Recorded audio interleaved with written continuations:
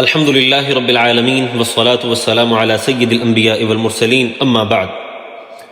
درس نمبر 4، رمضان مغفرت اور ایمان و احتساب کا عملی مفہوم۔ میرے محترم ساتھیوں، آج ہم رمضان کے سب سے اہم پہلو پر گفتگو کریں گے اور وہ ہے مغفرت۔ ہر انسان خطا کار ہے، کوئی بھی انسان گناہوں سے خالی نہیں، ہر انسان مجرم ہے، خطا کار ہے، سزاوار ہے۔ سوال یہ ہے کہ ان گناہوں کا حل کیا ہے، ان گناہوں سے بچنا کیسے ہے، اور ان گناہوں کے باوجود اللہ کی طرف سے جو رحمتیں اور برکتیں اترتی ہیں ان کو ہم نے کیسے سمیٹنا ہے۔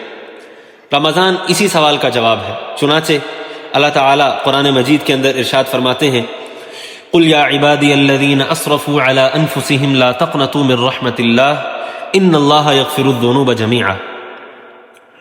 فرمایا، اے میرے بندو، اے میرے وہ بندو جنہوں نے اپنی جانوں پر ظلم کیا، زیادتی کی، لا تقنطوا من رحمت اللہ، اللہ کی رحمت سے نا امید نہ ہوں، ان اللہ یغفر الذنوب جمیعا، بے شک اللہ تمام گناہ معاف کر دینے والا ہے۔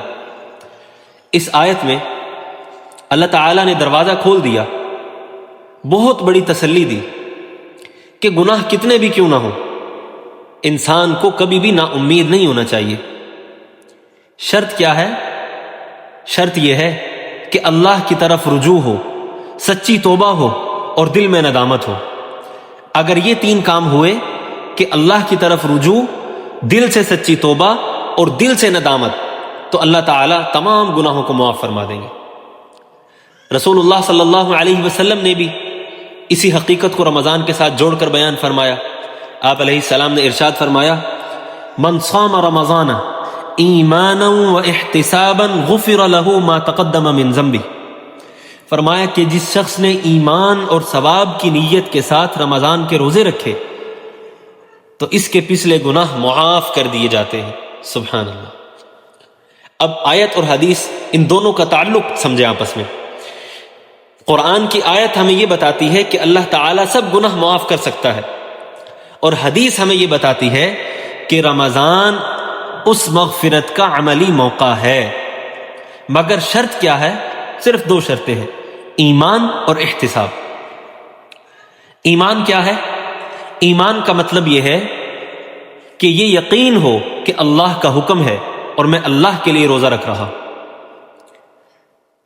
کسی اور کے لیے نہیں رکھ رہا، اللہ کو دکھانے کے لیے، اللہ کو راضی کرنے کے لیے روزہ رکھ رہا۔ اور احتساب کا مطلب کیا ہے؟ احتساب یہ ہے کہ میں اجر کی امید رکھتا ہوں، میں اللہ ہی سے بدلہ چاہتا ہوں، میں دکھاوے کے لیے روزہ نہیں رکھتا۔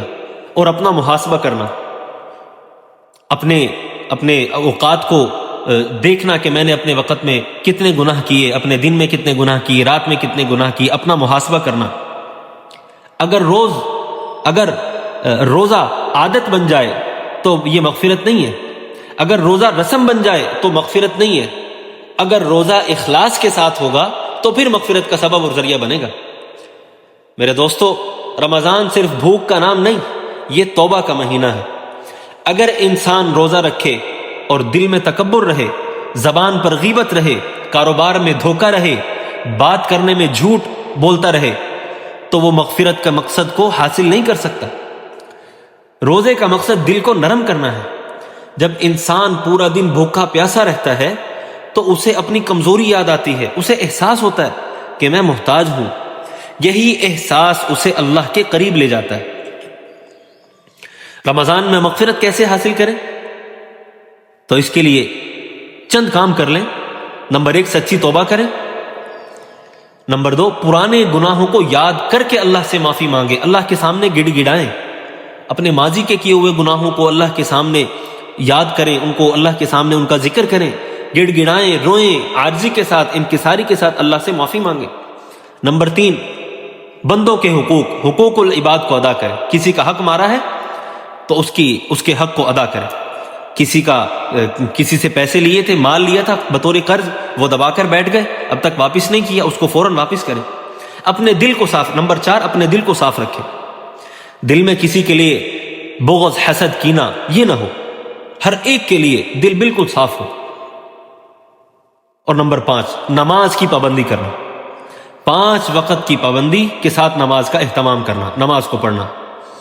رمضان گزر جائے اور ہماری زندگی نہ بدلے تو میرے دوستو ہمیں رمضان سے کوئی فائدہ نہیں ہوگا، بلکہ ہم نے رمضان کو ضائع کر دیا۔ تو اس کے لیے طریقہ یہی ہے کہ ہم اپنے آپ سے سوال کریں کہ کیا ہم نے پچھلے رمضان کے بعد اپنی زندگی کو بدلا؟ کیا ہم نے گناہ چھوڑے؟ کیا ہم نے اپنی توبہ کو مستقل رکھا؟ اگر نہیں تو پھر یہ رمضان ہمارے لیے دوبارہ ایک نیا موقع ہے، اس سے فائدہ اٹھائیں اور اس سے فائدہ اٹھا کر اپنے گناہوں سے سچی توبہ کریں، اللہ سے معافی مانگے، بندوں کے حقوق ادا کریں، اپنے دل کو صاف رکھیں اور پابندی کے ساتھ 5 وقت نماز کا اہتمام کریں۔ آگے اللہ تعالیٰ فرماتے ہیں کہ نا امید نہ ہو۔ رسول اللہ صلی اللہ علیہ وسلم فرماتے ہیں کہ رمضان مغفرت کا مہینہ ہے، تو یہ دونوں پیغام مل کر ہمیں امید دیتے ہیں کہ اللہ کی رحمت سے نا امید نہیں ہونا چاہیے۔ اگر کوئی گناہ ہو جائے، کوئی گناہ سرزد ہو جائے تو فوراً اللہ کی طرف رجوع کر لینی چاہیے، اللہ سے معافی مانگ لینی چاہیے، اس لیے کہ اگر کسی انسان سے گناہ ہو جائے اور وہ اپنے گناہ پر نادم اور شرمندہ ہو کر اللہ سے معافی مانگ لے تو اللہ تعالیٰ اس گناہ کو معاف فرما دیتے ہیں، اللہ تعالیٰ بخشش فرما دیتے ہیں۔ دعا ہے اللہ تعالیٰ ہم گناہگاروں کو، اللہ تعالیٰ ہمارے تمام گناہوں کو بھی معاف فرمائے، ہمیں ایمان اور احتساب کے ساتھ روزہ رکھنے کی توفیق عطا فرمائے اور یہ رمضان ہماری مکمل مغفرت کا ذریعہ بنائے۔ آمین۔ وما علینا الا البلاغ المبین۔